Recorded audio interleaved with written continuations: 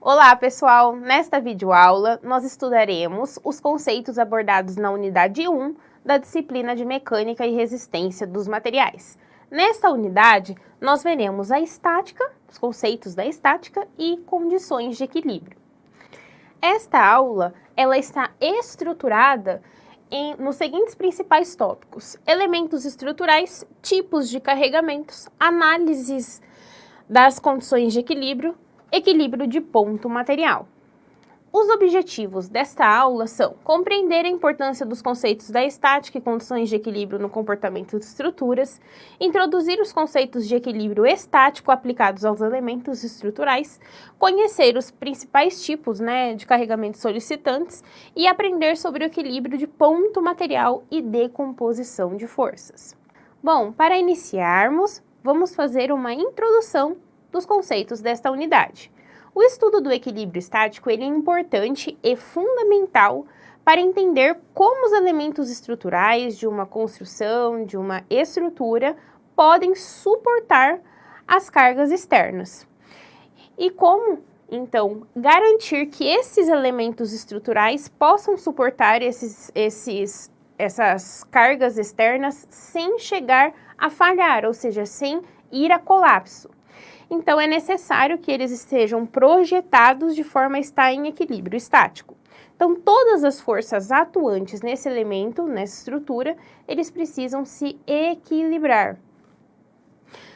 Mas tá, você já parou para pensar sobre o conceito de estrutura? No caso das edificações, a estrutura é um conjunto estável de elementos estruturais que suporta ações solicitantes e transmite carga aos apoios, sem exceder os esforços resistentes dos materiais. Não pode exceder porque senão vai falhar ou colapsar. Então, as principais funções de uma estrutura são suportar as ações solicitantes, transmitir os esforços aos apoios e também garantir a manutenção e segurança da edificação. Então, aqui nós temos um exemplo, de que no caso, esse edifício ele está sendo solicitado por cargas, devido a um terremoto. E aí, se por um acaso os elementos estruturais não estiverem projetados para suportar esse tipo de carregamento externo, eles podem vir a colapsar e chegar a ter a ruína, desse edifício. Por isso que é importante estudar os conceitos, dessa disciplina. Então, primeiro, vamos entender quais são os tipos dos elementos estruturais que compõem, então, o sistema estrutural, que é a estrutura. Então, no caso, os elementos estruturais são responsáveis por receber e transmitir as solicitações na estrutura e eles são classificados em função das dimensões externas. Então, podem ser classificados em elementos lineares, em que tem basicamente uma dimensão muito maior em relação às outras duas. Então, aqui no caso, as outras duas dimensões são muito menores, em relação a aqui, por isso que eles são conhecidos como elementos lineares, como é o caso, por exemplo, das vigas, dos pilares, tá? Essa aqui é o caso de uma viga treliçada. Nós podemos classificar também em elementos de superfície, em que, nesse caso, duas dimensões são as principais, que são maiores em relação à terceira. Então, aqui no caso, por exemplo, nós temos uma laje de concreto, em que essas duas dimensões são as principais e são maiores em relação a essa terceira dimensão. Aqui também nós temos uma casca, de cobertura aqui dessa edificação, que também é um elemento, de superfície. E também nós temos os elementos de volume, que são os elementos em que as três dimensões têm ali, basicamente, os seus valores similares, Não precisa ser exatamente igual, mas não tem uma dimensão que é muito maior do que a outra. Esse tipo de estrutura são mais utilizadas em fundações, tá? Então, aqui vocês vão ver que nós vamos tratar mais, com relação aos elementos lineares, que são as vigas. Mas é importante que vocês saibam quais são esses elementos, para que quando nós fazermos os exercícios, vocês saibam, desses tipos de elementos. Então, as vigas são classificadas como elementos lineares. Além desses elementos estruturais, também é essencial que vocês conheçam Quais são essas ações solicitantes e os tipos de carregamentos existentes? Nós falamos tanto em ações solicitantes que vocês devem estar se perguntando quais são essas ações. Então, na verdade, essas ações que solicitam as estruturas podem ser cargas de vento, peso próprio, carregamento, vibrações. Então, todas as cargas que estão solicitando os elementos estruturais são consideradas, então, como cargas solicitantes. Então, aqui no caso, tem um exemplo aqui só de uma análise de vento de um edifício, que vai depender do local, se tem túnel de vento. Inclusive, existem ensaios, de túnel de vento para verificar como que é a distribuição do vento, que nem sempre ela é uniforme assim, Ela pode ser triangular ou até mesmo trapezoidal, dependendo da situação. E essas cargas solicitantes, que são os carregamentos externos, são classificados em relação ao tempo ou em relação à distribuição. Então, a classificação com relação aos tipos de carregamento em relação ao tempo, nós temos as cargas permanentes, que são aquelas cargas em que os valores não mudam em relação ao tempo, como, por exemplo, o peso próprio, ele não muda, com relação ao tempo. O peso, por exemplo, da parede em cima da viga, ou de todas as estruturas fixas, que estão ali nessa estrutura, no edifício, como, por exemplo, o revestimento, a gente pode considerar também uma carga permanente.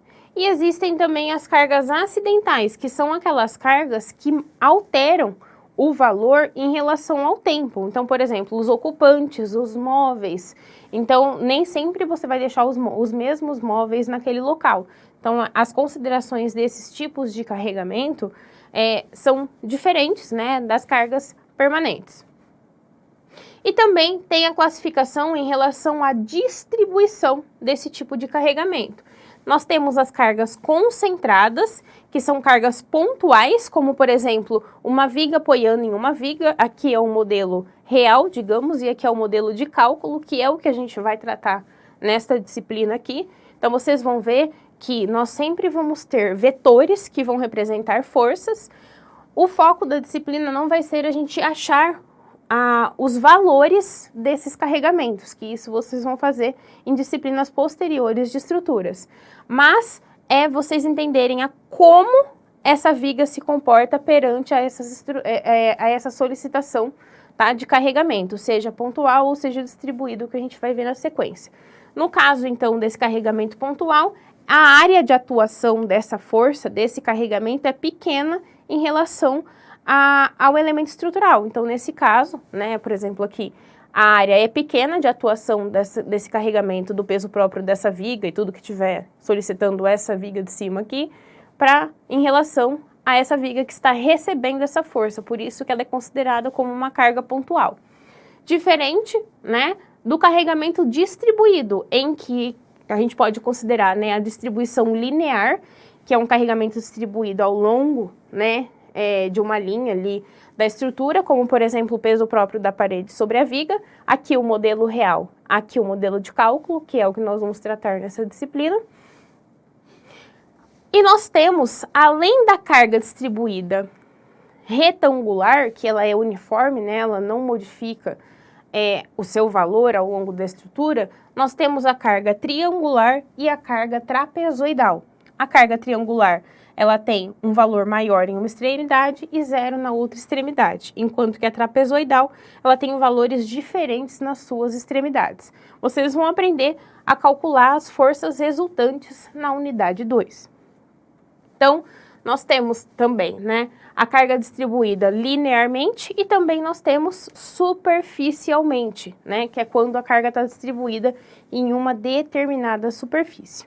Agora que vocês já sabem as principais classificações dos elementos estruturais e também dos principais tipos de carregamento, o que é uma carga pontual, o que é uma carga distribuída, nós vamos agora para a análise das condições de equilíbrio. Uma estrutura, ela é considerada em equilíbrio estático quando ela não possui movimento.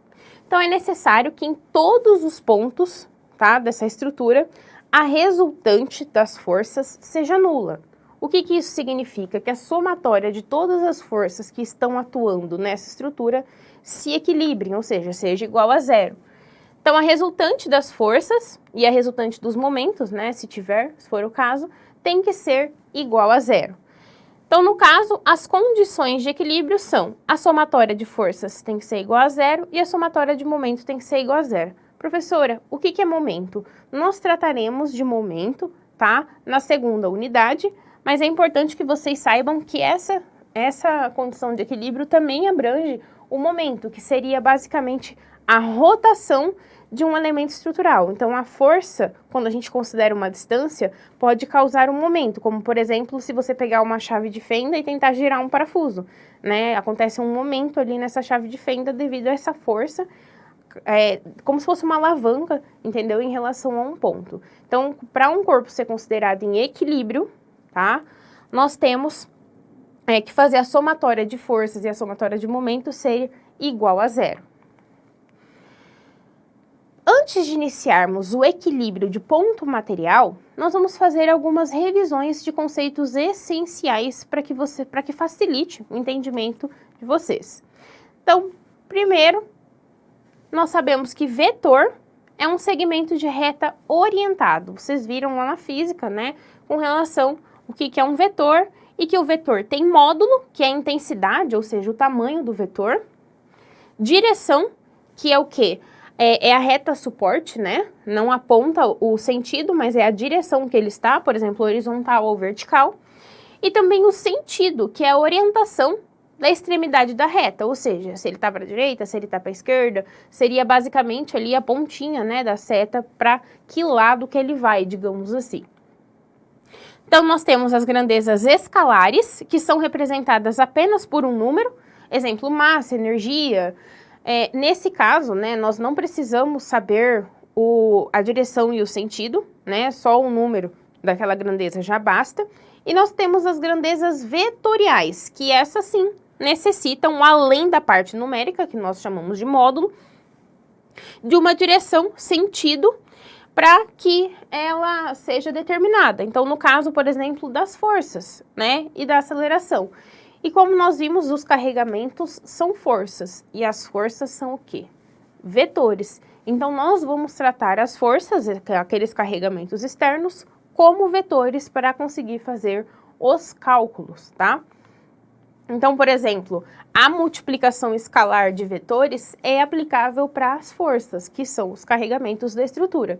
Então, por exemplo, assim, nós sabemos que a multiplicação de um número por um vetor, ele vai aumentar o quê? A intensidade. Se o número for positivo, ele continua no mesmo, a direção nunca muda, né? Mas ele continua no mesmo sentido. Então, aqui no caso, eu tenho, por exemplo, um vetor A. Se eu multiplicar ele por 2, ele vai aumentar o tamanho, né, digamos assim, o módulo dele, né, que é essa intensidade, mas continua na mesma direção e no mesmo sentido. Enquanto que se eu multiplico por um número negativo, ele modifica, ou ele modifica o sentido, só que daí ele mantém positivo, ou no caso aqui, esse vetor menos A e esse vetor A, eles são o mesmo vetor. Como assim o mesmo vetor? Porque quando eu coloco o sinal negativo para esse vetor que está para baixo, significa que o vetor dele é inverso, né? Então, o sentido dele é ao contrário quando eu tenho o sinal negativo. Então, significa que, na verdade, essa representação é a mesma desta daqui. Se eu multiplicasse esse vetor A por menos A, isso significaria que, na verdade, ele estaria para baixo. Só que daí ele ficaria o A positivo, tá? Então, tem essa questão aqui que vocês não podem esquecer, que quando a gente for fazer na unidade 2 reação de apoio, vai ser importante. Mas aí eu trago um exemplo, né, para vocês entenderem com relação a essa multiplicação de escalar. Então, que é a multiplicação de um número por um vetor. Outro conceito importante é a decomposição de forças. Vocês vão ver que ao longo da disciplina, quando eu tenho uma força que ela não coincide com o eixo x e y, ou seja, ela não está ou na vertical ou na horizontal, nós temos que fazer a decomposição desse vetor, que são os conceitos lá da física. Então, essa força que ela está inclinada em um ângulo θ em relação à horizontal. Como que eu faço, então, para decompor essa força F1? eu vou ter uma componente dessa força F1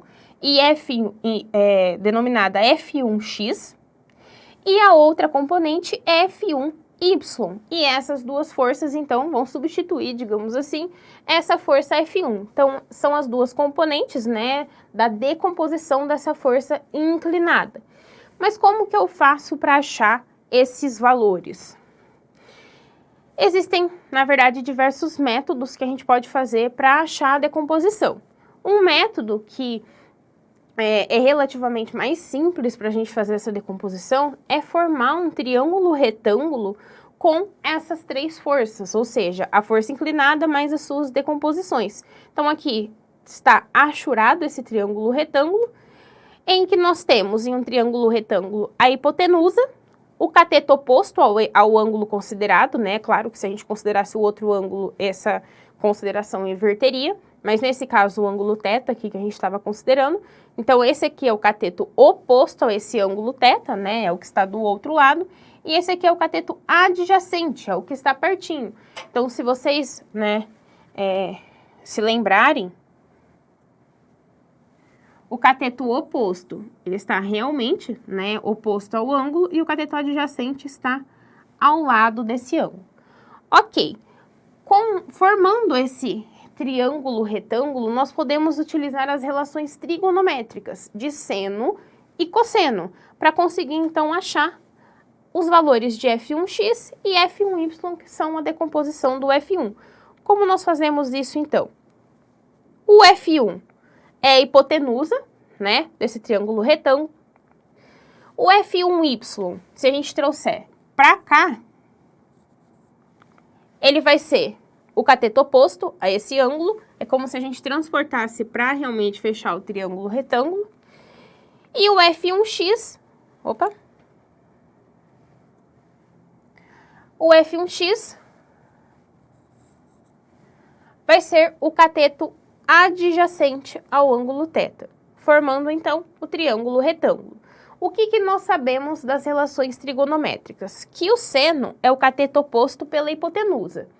Qual que é o nosso cateto oposto? É o F1y. Qual que é a nossa hipotenusa? É o F1. Então, eu vou colocar cateto oposto sobre hipotenusa. O que é que eu quero achar? Eu quero achar, na verdade, o F1x e o F1y. Então, eu tenho que isolar o F1y. Então, eu vou multiplicar cruzado e vou achar o F1y, que vai me dar F1y é igual a F1 seno de θ. A mesma coisa eu vou fazer para o cateto adjacente, que é a relação trigonométrica que tem cateto adjacente é o cosseno. Então, o cosseno é cateto adjacente pela hipotenusa. Qual que é o cateto adjacente? F1x. Qual que é a hipotenusa? F1. Então, F1x sobre F1, multiplico o cruzado, vou ter que o F1x é F1 cosseno de θ. Logo mais, nós vamos fazer um exemplo numérico para que vocês possam entender essa decomposição de forças. Aqui eu trouxe as relações trigonométricas, para que vocês possam, né, se relembrar desses conceitos da matemática.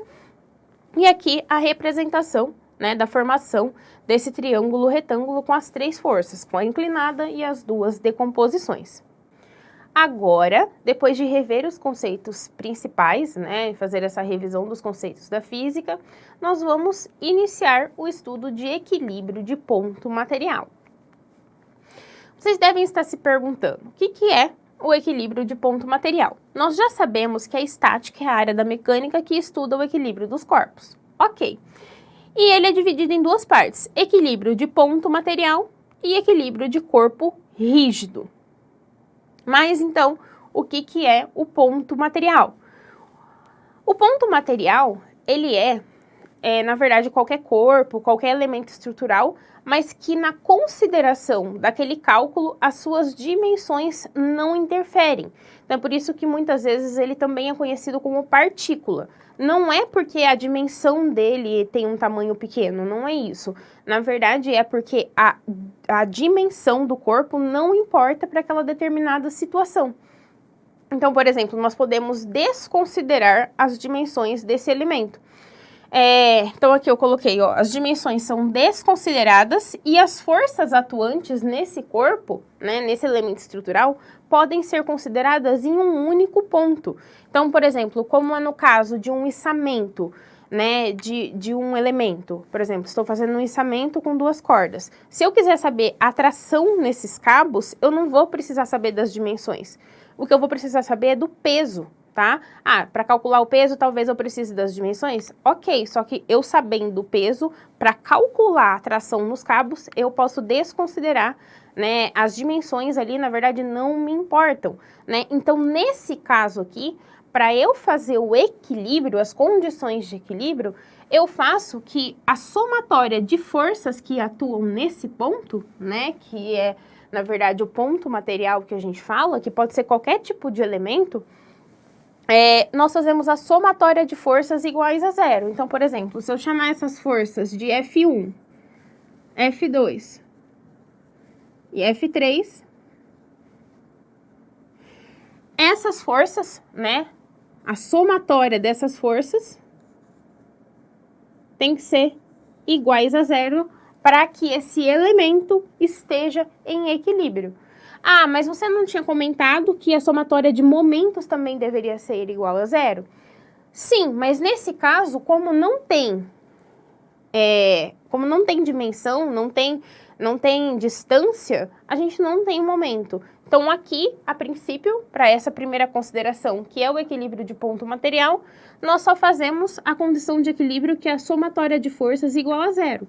E aí, vocês vão ver, né, que nós fazemos em 2D, né, em elementos em 2D, que é em 2 dimensões, que são elementos que estão no plano, que são as estruturas e elementos estruturais que nós estudamos na graduação. Nesse caso, nós consideramos a somatória de forças tanto na direção vertical quanto na direção horizontal. Então, vocês vão fazer, na verdade, a somatória de forças em x igual a 0 e a somatória de forças em y igual a 0, ou na vertical e na horizontal. O importante é que todas as forças atuantes nesse elemento sejam iguais a 0 para que esse elemento esteja em equilíbrio estático, ou seja, não se movimente. Então, aqui, né, o que é necessário, então, para que esse ponto material, esse elemento, esteja em equilíbrio estático? É necessário que as forças que atuam sobre ele se anulem. Então, aqui é o mesmo exemplo, né, que a gente estava tratando. Eu tenho 3 forças que estão atuando sobre um elemento, sobre um ponto, poderia ser de qualquer dimensão, né, esse corpo aqui. Mas todas as forças, né, como a sua distância, as suas dimensões são desconsideradas, não importa, todas as forças que estão solicitando esse elemento, elas estão atuando em um único ponto. Então, nós utilizamos, por exemplo, em estruturas para calcular as barras, né, as forças das treliças. Então, são estruturas treliçadas, né, que são as estruturas que formam ali triângulos, igual aquela viga treliçada que nós vimos no início dessa aula. E pelo equilíbrio dos nós, né, nós consideramos todas as forças atuando em um único ponto e fazemos a consideração. Então, quando vocês forem calcular a treliça, né, nas próximas disciplinas, vocês vão utilizar esse conceito de equilíbrio de ponto material. Então, aqui, voltando para esse exemplo, nós temos 3 forças atuando nesse ponto, poderia ter mais, e a somatória de todas essas forças tem que ser iguais a 0. E por que eu falei que nós temos que saber a decomposição das forças? Porque quando uma força está inclinada em relação à horizontal ou à vertical, nós temos que fazer a decomposição e projetar ela na vertical e na horizontal para conseguir fazer a somatória de forças na vertical e na horizontal igual a 0.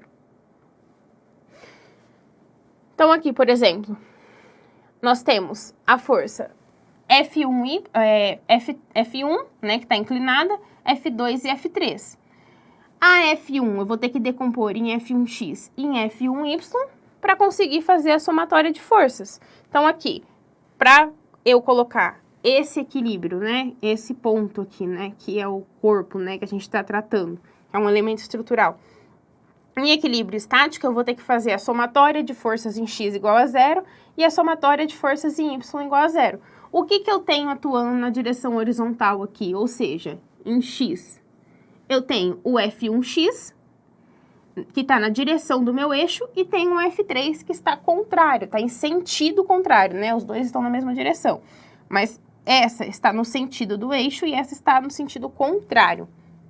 Então, o meu F1x será positivo, porque nós consideramos o sentido do eixo como positivo. É uma convenção de sinal.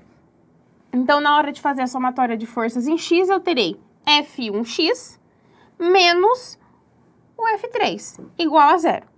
E na somatória de forças em y, eu vou ter o F1y no mesmo sentido do eixo, menos o F2, que está contrário ao sentido do eixo, igual a zero.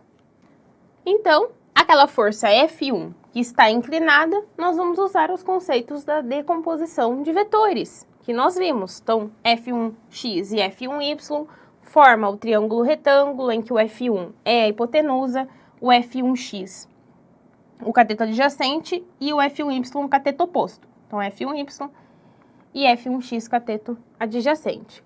Colocamos o seno, que vai ser cateto oposto a esse ângulo que nós estamos considerando, obviamente, né, que é esse ângulo θ aqui, e a hipotenusa, que é o F1. Então, multiplicando o cruzado, nós vamos ter que o F1y é o F1 seno de θ. Já vamos fazer um exemplo numérico. O cosseno, o cateto adjacente pela hipotenusa, F1x, que é o cateto adjacente, pelo F1, que é a hipotenusa, aí consigo descobrir o meu cateto, a minha decomposição da força F1x. Então, aqui, né, colocando números aqui, né, para que vocês possam entender. Supondo que a força F1, desse mesmo exemplo, é de 30 newtons e o ângulo θ é 36,869. Determine a intensidade das forças F2 e F3. Então, ele quer saber quais os valores da força F2 e F3. Como que nós fazemos isso? Para manter esse ponto material em equilíbrio estático, o que nós precisamos? Fazer a somatória de forças que atuam nesse ponto que seja iguais a zero. Só que no 2D, né, no plano, nós consideramos só os eixos ortogonais, x e y, vertical e horizontal. Então, nós vamos fazer a somatória de forças em y igual a zero, considerando o sentido do eixo como sendo positivo, e vamos fazer a somatória de forças na direção horizontal em x iguais a zero, considerando o sentido do eixo como sendo positivo. Ok, mas como que nós vamos fazer isso, vertical e horizontal, se nós temos uma força inclinada? Então, a primeira coisa que nós temos que fazer é a decomposição. Então, só para vocês saberem, né, o seno desse ângulo, se vocês fizerem na calculadora, vai ser aproximadamente 0,6 e o cosseno aproximadamente 0,8. Só porque nós vamos utilizar, né, essa informação nos cálculos, mas é só colocar seno do ângulo na calculadora que vocês vão obter esse número aproximadamente. Então, agora, fazendo a decomposição da força F1, que é de 30 newtons, nós temos a componente em x e em y para conseguir, então, aplicar as condições de equilíbrio. Formando o triângulo retângulo, a hipotenusa vai ser o 30 newtons, que é o F1, o cateto oposto, F1y, e o adjacente, F1x. Ok. O que é o seno? O seno é o cateto oposto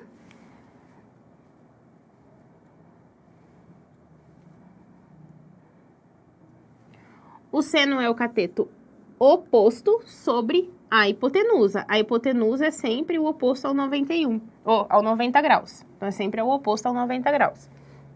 Então, eu tenho o seno cateto oposto, que é o F1y, né? Desse ângulo θ que a gente está considerando, pela hipotenusa, que é o 30. Ok, multiplico o cruzado. O que eu quero saber? Eu quero saber a componente na vertical, né? Em relação à decomposição do F1. Então, eu quero saber o F1y. Então, eu tenho que isolar o F1y, né? Então, eu vou passar, na verdade, o 30 para cá e inverter essa equação. E vou ter, então, isolando o F1y, que o F1y é F1 seno de θ. Ok. Então, o que nós vimos? Que o seno de θ, que é 36.869, é aproximadamente 0,6. E eu sei que o F1 é 30. Então, o Fy é 30 vezes 0,6. Isso vai me dar aproximadamente 18 newtons. Enquanto que o cosseno, ele é o cateto adjacente, que é o que está ao lado aqui, que é o F1x, pela hipotenusa. Por isso que eu coloco cateto adjacente pela hipotenusa, que é o F1, que é o 30. Multiplico o cruzado e isolo o F1x, que é o que eu quero saber, né? É exatamente esse valor aqui que eu quero saber, por isso que eu isolo ele. Então, F1x é igual a F1 cosseno de θ, e eu sei que o cosseno de θ é aproximadamente 0,8. Então, 30 vezes 0,8 vai me dar aproximadamente 24 newtons. Então, eu descobri a componente na horizontal e na vertical que representam esse F1. Isso faz sentido? Faz, né? Ó, esse vetor ele está iniciando no ponto material, e apontando, né, aqui em relação à direita e para cima. Ou seja, se eu pegar um ponto, né, esse elemento aqui, e aplicar uma força inclinada, vocês concordam comigo que esse elemento, ele andou uma distância na horizontal e andou uma distância na vertical? Então, é por isso que eu consigo substituir, né, esse vetor aqui inclinado, que é o F1, pelas suas componentes na vertical e na horizontal. Então, aqui no caso, a gente encontrou que o F1y é 18 e o F1x é 24. Então, eu vou redesenhar esse equilíbrio de ponto material para facilitar, né, o nosso entendimento. Então, aqui no caso, eu vou, né, aqui a gente achou as componentes dele, eu tinha a força inclinada somente, né, no nosso exemplo. Achamos as decomposições, eu vou substituir esse F1, né, que é 30, pelas duas forças, né, que eu encontrei. Agora sim, eu tenho somente forças na vertical e somente forças na horizontal. E eu consigo fazer o quê? Aplicar as equações de equilíbrio, das condições de equilíbrio, que é o quê? A somatória de forças na vertical igual a 0 e na horizontal igual a 0. Então, fazendo a somatória de forças na horizontal, ou seja, em x, considerando o sentido do eixo como sendo positivo. Então, para a direita como sendo positivo. O que nós vamos ter? Nós vamos ter o F1x, né, para a direita, positivo, que é 24, e o F3 no sentido contrário do que nós estamos adotando positivo. Por isso que eu vou colocar mais, né, que é a somatória, mas na verdade é menos F3, porque ele está no sentido contrário. Então, se o F1x é 24, que a gente achou na decomposição, e o F3 ele é negativo, eu consigo achar o valor de F3, que era um dos valores que a gente gostaria de encontrar nesse exemplo. Fazendo a somatória de forças em Y, o que nós temos? Ou seja, na vertical. Então, agora esquece as forças que estão na horizontal. Vamos olhar só nas forças na vertical. Nós temos, considerando, né, primeiro, para cima como sendo positivo, que é o sentido do eixo, né, que a gente está adotando aqui. O que nós vamos ter? O F1y positivo para cima, já sei que ele é 18, mas coloquei aqui primeiro ele, não precisa, já pode colocar o número direto. Menos o F2, né? Porque está em sentido contrário do que o que nós adotamos positivo. Então, vai ficar 18 para cima, né? Positivo, menos o F2. Passando 18 para o outro lado, eu vou ficar aqui menos F2. Opa!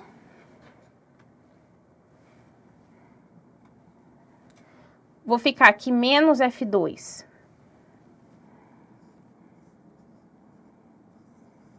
É igual a menos 18. Só que daí eu multiplico tudo por menos 1, vai me dar que F2 é igual a 18 newton. E aí encontrei, então, a outra força que eu gostaria de saber através do equilíbrio de ponto material. Agora, vamos fazer um exemplo prático para fazer a aplicação de ponto material. Determine as forças F1 e F2 que, juntamente com as outras duas forças demonstradas na figura, que é a força de 3 e 8, atuam no nó de uma treliça.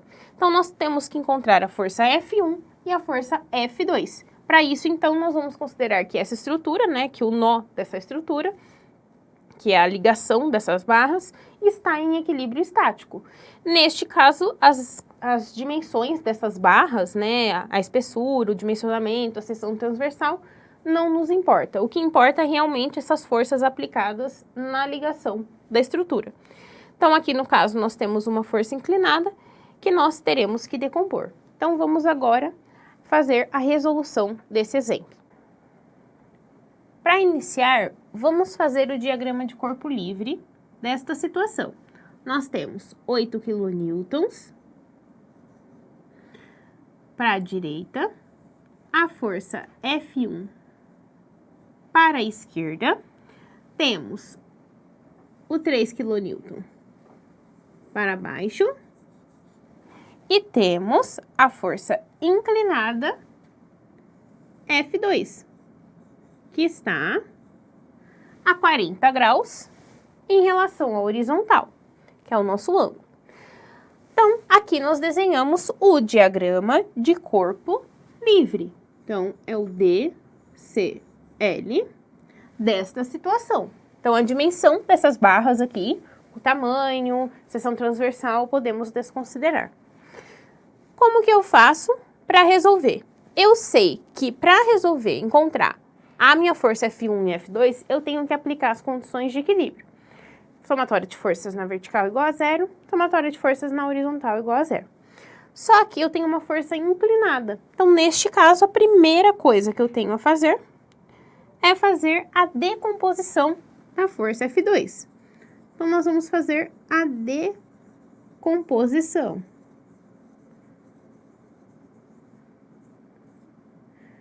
Então, é o nosso primeiro passo. A decomposição da força F2. Nós temos aqui o eixo Y e o eixo X. E temos essa força F2 que está inclinada. Então, o que nós sabemos? Que nós queremos encontrar a decomposição F2x e a decomposição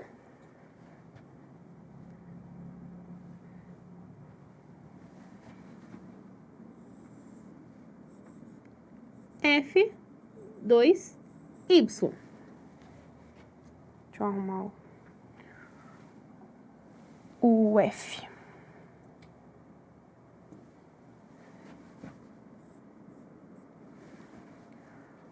Ok.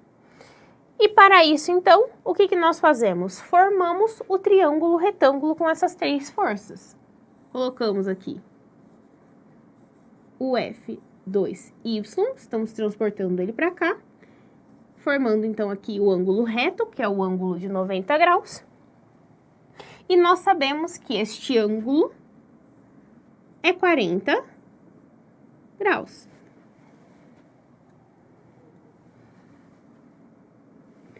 Ok. Como que eu faço, então, agora para encontrar a decomposição dessas forças? Vou começar aplicando as relações trigonométricas de seno e cosseno. O que eu sei? Eu sei que o seno é o cateto oposto sobre a hipotenusa. Qual que é o meu cateto oposto em relação ao ângulo de 40? É o F2y. Então, se eu fizer seno de 40, que é o meu ângulo aqui que eu estou considerando, é igual a cateto oposto, que é o quê? F2y, dividido pela minha hipotenusa, que é o quê? O F2. Essa aqui é a nossa hipotenusa. Então, F2. O que eu quero? Qual que é a minha incógnita aqui, né? O que eu quero achar? Eu quero a decomposição do F2, né? Que apesar dele ser uma incógnita, eu tenho que decompor para conseguir utilizar a equação de equilíbrio. Então, aqui eu vou multiplicar cruzado e vou deixar em evidência o F2y. Então, o F2y vai ser igual ao F2 vezes o seno de 40. Ok. Eu poderia já colocar o valor do seno de 40? Poderia, fica a critério de vocês. Eu poderia já achar o valor do seno de 40 na calculadora, que ele é 0,6428, né? Então, 648 ali, basicamente, 642, na verdade. E poderia deixar o valor, mas vamos manter ali, por enquanto, né? Essa em relação a seno. Para achar o f2x, eu vou ter que aplicar o quê? O cosseno. Por quê? Porque o cosseno é o cateto adjacente. Então, aqui no caso, se eu aplicar cosseno de θ, né, que na verdade agora é 40, já sabe, né? Então, cosseno de 40 é igual cateto adjacente, que é o f2x, pela hipotenusa, que é o nosso f2. Se eu quero encontrar o f2x, isolo ele e faço f2 vezes cosseno de 40. Ok, achei então, encontrei os valores do meu f2x e do meu f2y, que podem então substituir agora a minha força inclinada. Então, como que ficaria, né? Vamos redesenhar esse diagrama de corpo livre substituindo o F2 por essas decomposições. Mas antes, vou fazer uma observação. Reparem que sempre que eu estiver considerando a minha força inclinada e esse ângulo aqui com a horizontal, vou chamar ele aqui de alfa, minha força em x, da decomposição em x, sempre vai ser o cateto adjacente, né? Aqui a minha força em x. E a minha força em y sempre vai ser o cateto oposto. Então, sempre vai me dar, né? A força inclinada vezes o seno para vertical e vezes o cosseno. Mas tem que tomar cuidado, porque tem exercício que nos indica este outro ângulo aqui, vou chamar de θ, que é o que? O complementar, para formar os 90 graus. Nesse outro ângulo, ele já mudaria, né? O cateto oposto já seria o fx aqui, né? Que estaria para o outro lado. E o cateto adjacente, o que está na vertical. Por isso que eu gosto, tá? Isso é uma particularidade, mas que às vezes facilita, de sempre utilizar o ângulo com relação à horizontal. Porque daí acaba ficando sempre na vertical. Eu utilizo o seno e na horizontal cosseno, mas na verdade isso vem da relação trigonométrica, que se você utilizar o ângulo com a horizontal, dá certo. Então, por exemplo, se no exercício der lá este ângulo aqui, que é 40,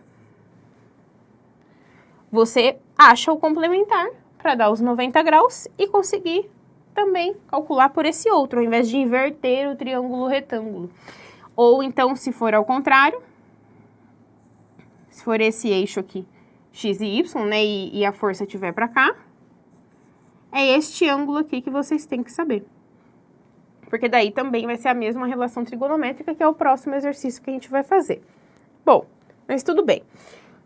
Deixa eu apagar aqui, que esse aqui só foi uma explicação para ver se facilita para vocês na hora da decomposição, que às vezes dá trabalho aí para vocês.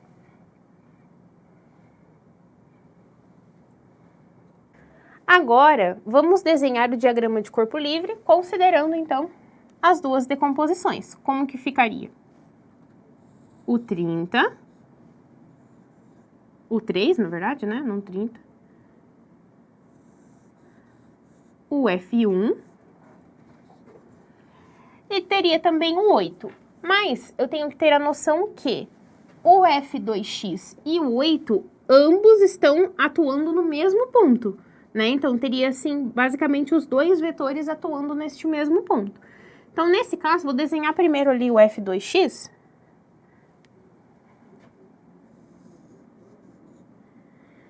Que o F2x, ele é o quê? Ele é o F2 vezes o cosseno de 40. Ok. E eu tenho também o F2y, né? Que ele vai estar o quê? Atuando para cima aqui nesse mesmo ponto, né? Do 3. Aí é que tá. Eu posso desenhar ele junto aqui com o 3 para cima, assim, ó. Que eles estão atuando no mesmo ponto, na mesma linha de ação, digamos, né? Poderia até fazer bem próximo um do outro e colocar aqui o F2Y. Mas, para ficar mais fácil da gente poder enxergar, vamos desenhar um e depois o outro. Igual a gente vai fazer também para a horizontal. Vou colocar até aqui, ó, o 8 kN aqui já. Eu vou desenhar do lado para ficar mais fácil da gente enxergar que tem outra força, mas poderia ficar aqui em cima, igual eu comentei. Vamos desenhar aqui o F2Y para cima, que ele é o F2 seno de 40. Ok. E o 3 para baixo. 3 kN. Agora sim, estou com todas as forças na vertical e todas as forças na horizontal. Então, eu substituí esse F2 inclinado pelas minhas duas componentes, que é o F2 cosseno e o F2 seno. Agora sim, eu consigo aplicar o equilíbrio, né? As condições de equilíbrio, que é a somatória de forças na vertical e na horizontal. Lembrando, né, que não precisa exatamente se estender. Ambos estão atuando no mesmo ponto. Lembra que em ponto material, todas as forças atuam no mesmo ponto. Então, fazendo somatória de forças em Y igual a 0, considerando o sentido do eixo positivo, ou seja, para cima como sendo positivo, é a nossa convenção de sinal. O que que eu vou ter? Vou ter F2 seno de 40, positivo, né, porque ele tá para cima, menos 3 igual a 0. Se tivesse outra força na vertical, consideraríamos uma outra força. Eu quero encontrar o quê? O F2. Então, eu vou isolar o meu F2. Então, eu vou passar o 3 para o outro lado, vai ficar F2 seno de 40 é igual a 3. Passa para o outro lado positivo. F2 vai ser igual a 3 dividido por seno de 40. Quanto vai dar 3 dividido por seno de 40? 4,667 aproximadamente. Então, o F2 vai ser aproximadamente 4,667 quilonewtons. Tá. Agora, tem uma outra observação aqui. Eu iniciei pela somatória de forças na vertical, o que eu já encontrei o F2, né? Se eu tivesse iniciado pela somatória de forças na horizontal, eu teria duas incógnitas, né? O F1 e o F2. E aí eu não conseguiria encontrar já essa incógnita. Então, é mais fácil a gente sempre começar a somatória, porque tanto faz começar pela vertical ou pela horizontal, mas é sempre mais fácil começar pela que tem menos incógnita. Então, aqui no caso, eu só tenho uma na vertical, né? Então, é mais fácil começar por ela. Então, já encontramos o valor de F2. Agora, então, vamos fazer a somatória de forças em X igual a 0. Vou considerar para a direita como sendo positivo, que é o sentido, né, do eixo. Então, o que que eu tenho? Eu vou ter o F2 cosseno de 40 positivo, mais o 8 e menos o F1. Então, eu tenho aqui o F2 cosseno mais o 8 menos o F1, tudo isso igual a 0. Só que eu já sei o valor do F2, porque eu já encontrei que o F2 é 4,227 quilonewtons. Então, vamos passar para o próximo slide aqui, para a gente conseguir fazer novamente. Então, a gente tem que o F2 cosseno de 40 mais 8 menos F1 é igual a 0. O F2 cosseno de 40, a gente já poderia ter calculado separadamente e já ter achado o valor dele, não teria problema de calcular ele antes. Mas eu vou substituir aqui o valor do F2 que a gente encontrou. Então, a gente encontrou que o F2 é 4,667 vezes cosseno de 40, mais o 8 menos o F1 igual a 0. E eu quero encontrar o F1, já que o F2 a gente já encontrou. Então, eu vou isolar aqui o F1. Vai ficar menos F1, é 4,667. Menos F1, passa para o outro lado, né? Vai ficar menos 4,667 vezes cosseno de 40 menos 8. Isso tudo, né? Eu consigo multiplicar por menos 1, né? Para conseguir tirar o sinal de negativo aqui, ó.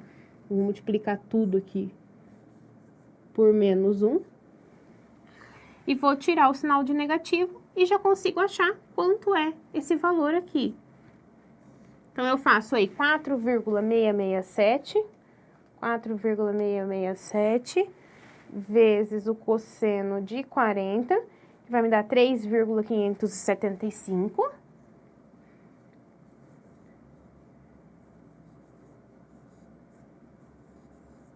Menos 8.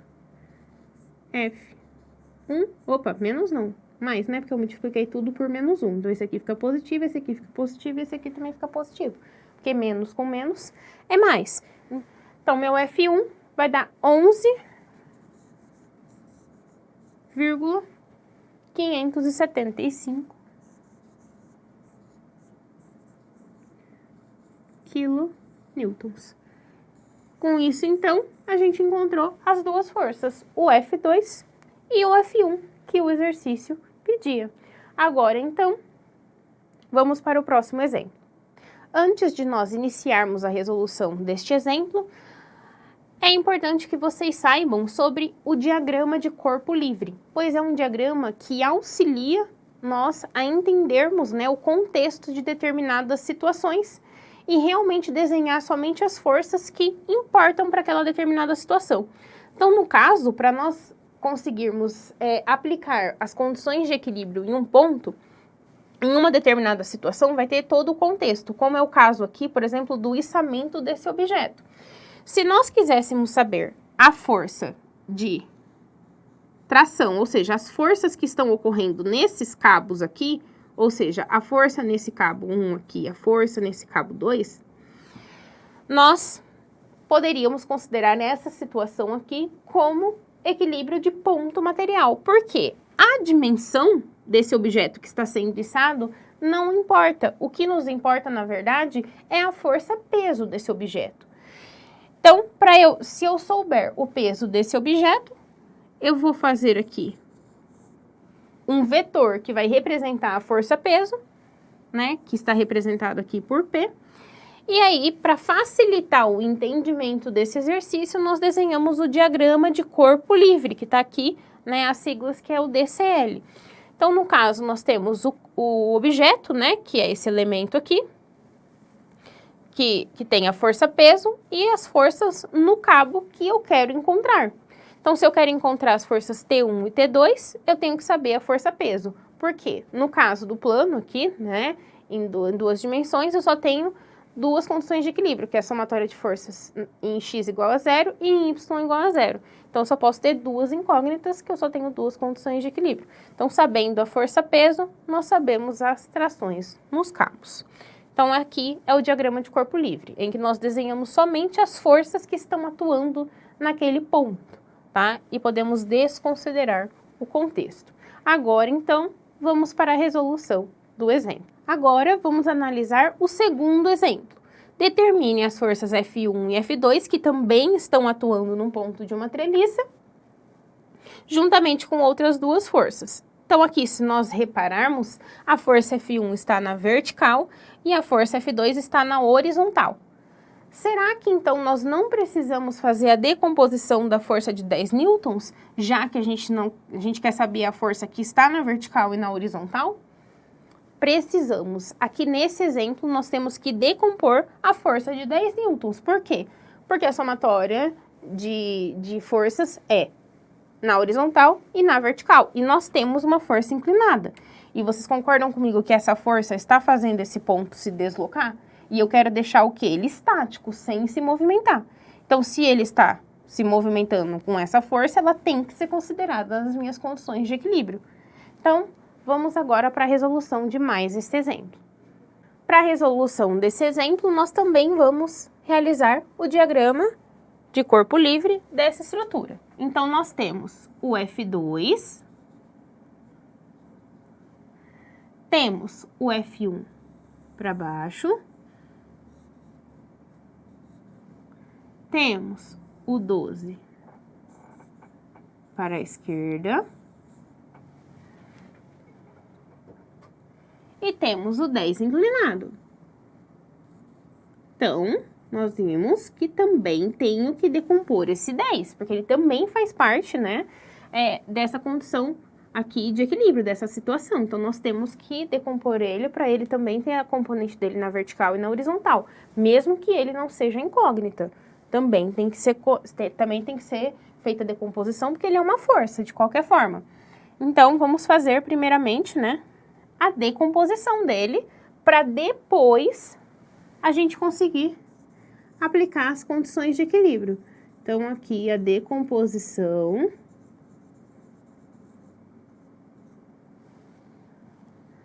dos 10 newtons.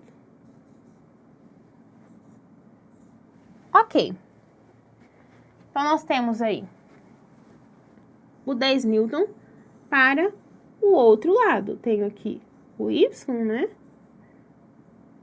O X, que a gente considera pra cá, mas aqui também é o X, né? Só que pro sentido contrário do eixo. E temos o 10.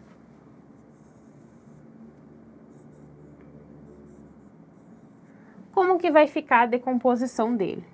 A decomposição dele vai ficar a componente da força, vou chamar aqui de Fx.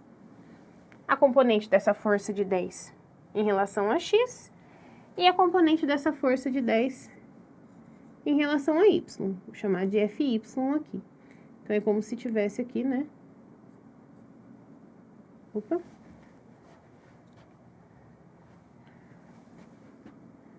Projetando aí para formar o triângulo retângulo.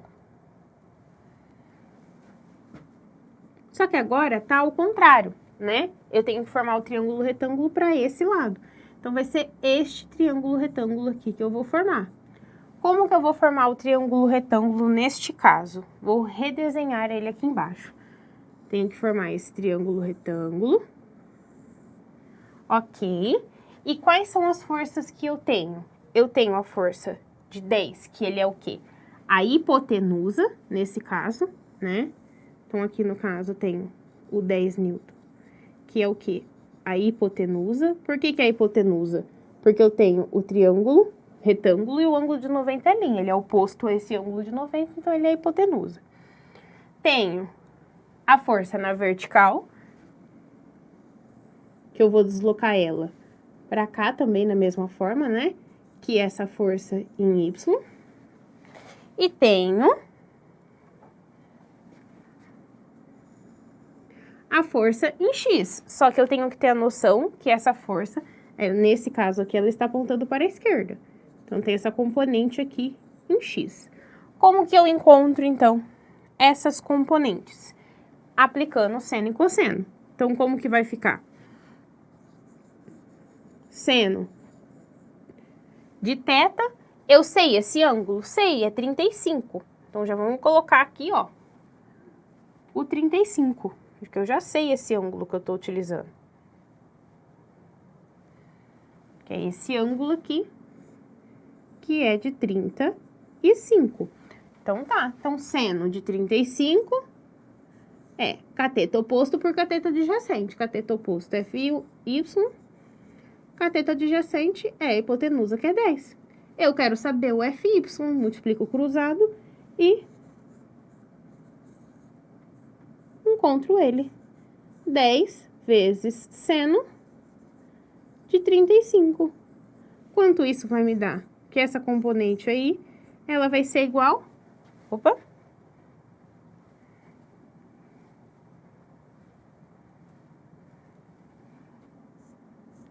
10 vezes seno de 35. 10 vezes seno de 35 é igual a 5,735.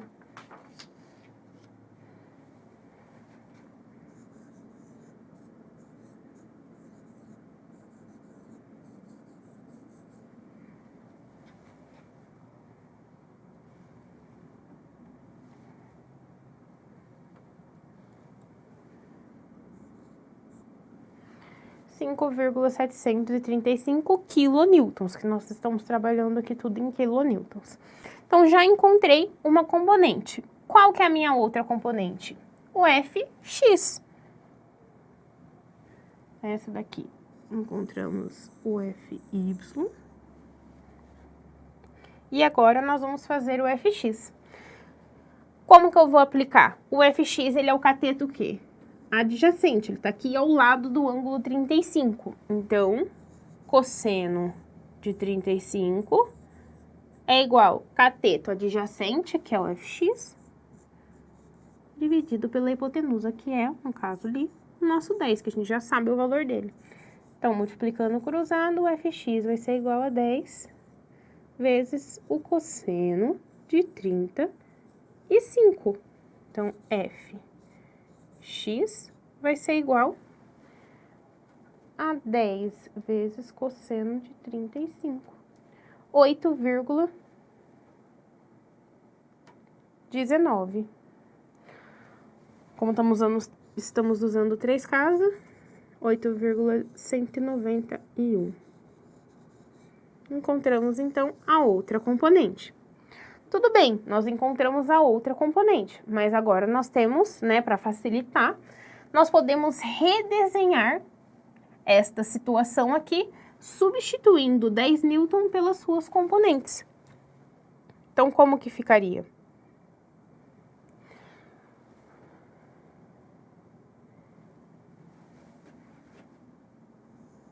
Nós temos o F2. Já vou desenhar as componentes aqui para não confundir tudo nos mesmos ângulos. O Fy é 5,735 para cima. 5,700 e... Opa!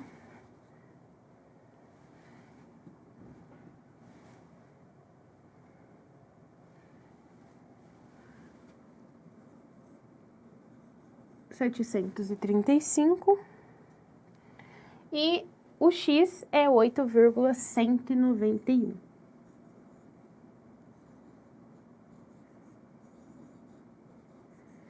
Então, ambas são a decomposição da força de 10 newton.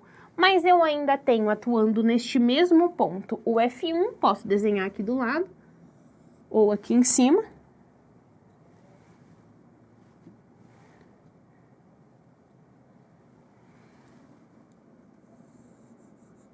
O F1. E tenho também o F2, que já desenhei, e tenho também o 12.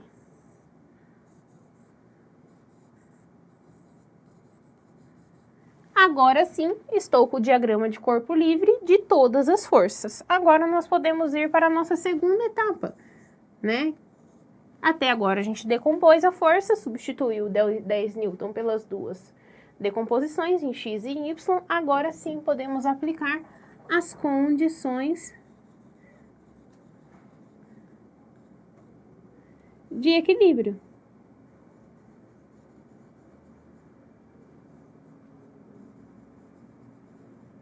O que eu tenho, então? Somatório de forças na vertical igual a zero e na horizontal igual a zero.